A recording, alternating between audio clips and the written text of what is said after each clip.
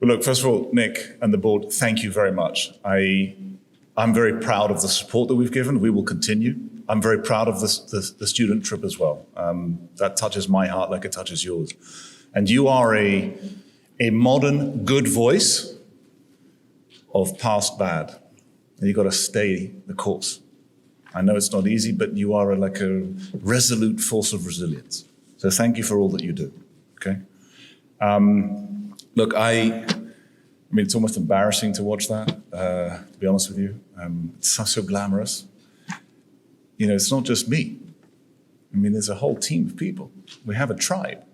We created a tribe, and that tribe is premised in Hellenic values. It is praised, it is constructed with the DNA of the ancients, but it's today. So I didn't write a speech, as I normally do. I wrote 3 themes. The first theme is Washington, D.C., the second is America, and the third is Greek values. And in a way, they're all linked. And let me start with Washington, because for me, as George, Washington is a very special place. If you want to understand or be reminded of the construct of possibility, opportunity, and potential, that is the United States, come to Washington and spend one day going and looking at the monuments and the words that are written on those walls. I did that when I was 29 years old and 1 month. February 2004, my first trip to Washington. This Greek boy from North London comes to DC. The most moving part for me, I went to Arlington National Cemetery. I didn't know what to expect. It is a place, as many of you know, of haunting beauty.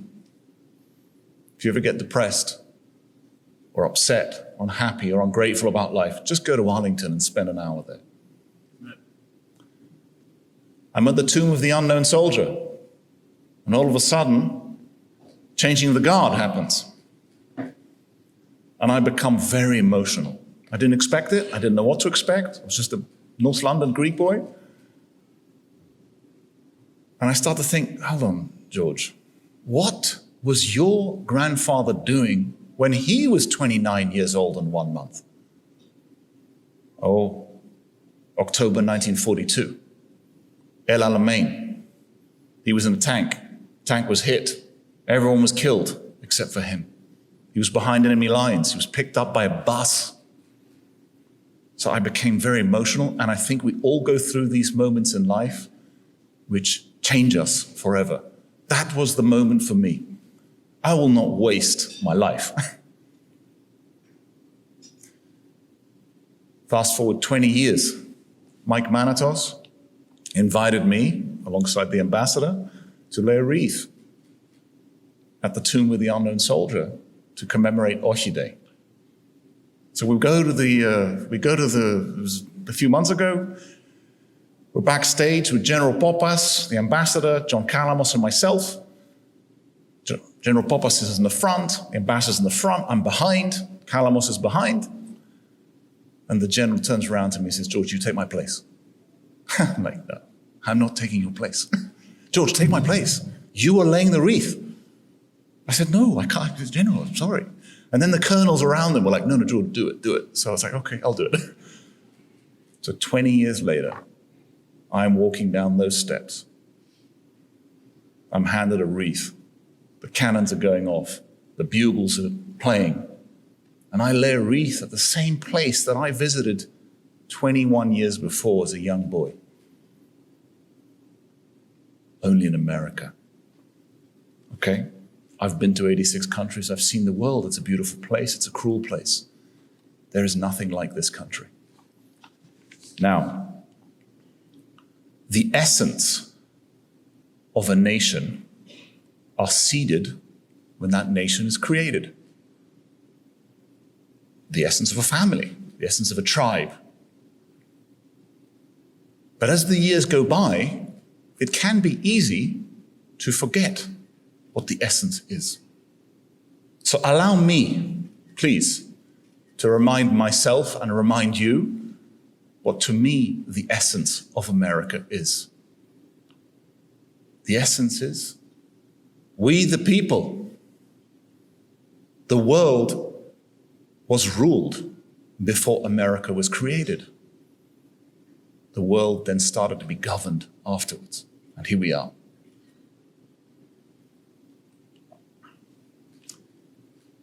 A place where you can become the best version of yourself. You can't become the best version of yourself in many parts of this world. Oppression exists, wars, famine, disease, not the construct of empowerment, but the confines of control. I was very blessed as a young man to travel to communist and former communist countries. You can't breathe. America, a place where people have been fleeing to from oppression, economic misery, religious oppression for 250 years.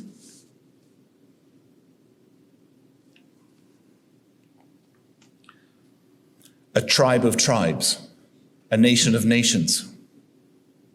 Greeks, Bangladeshis, people from Burkina Faso, Kenya, the whole world is here. That in itself is unique. The essence of what was started 2,500 years ago, democracy 1.0, became democracy 2.0 250 years ago. But man, you had a lot of dark times in between.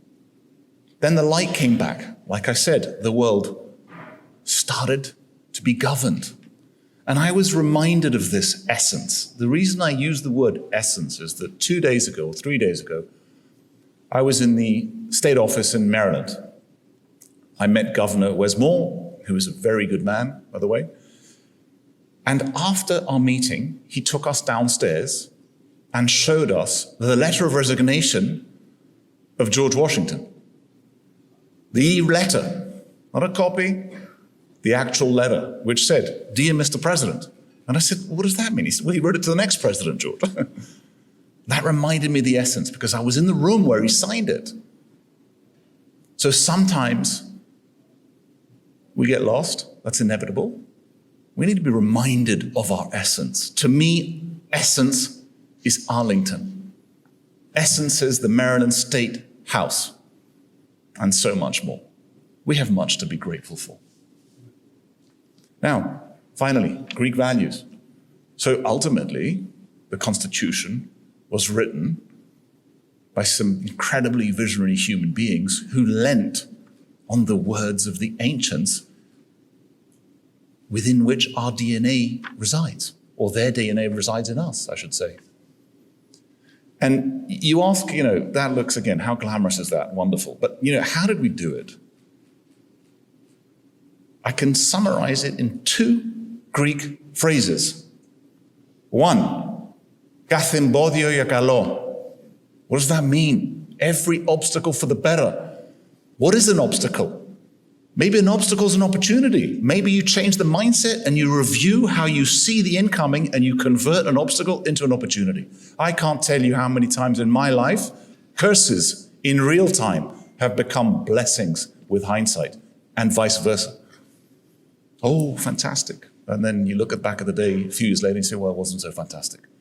We cannot control what comes at us, but we can have agency and sovereignty over how we react to it. So when I was a child, as some of you know, I was a very sick child. What was I told? Κάθε εμπόδιο καλό, Γιώργο. So I never regretted it. I never resented it. To the young people in this room, κάθε εμπόδιο για καλό. And πάντα μπρος. I will end on that. Thank you very much. Okay.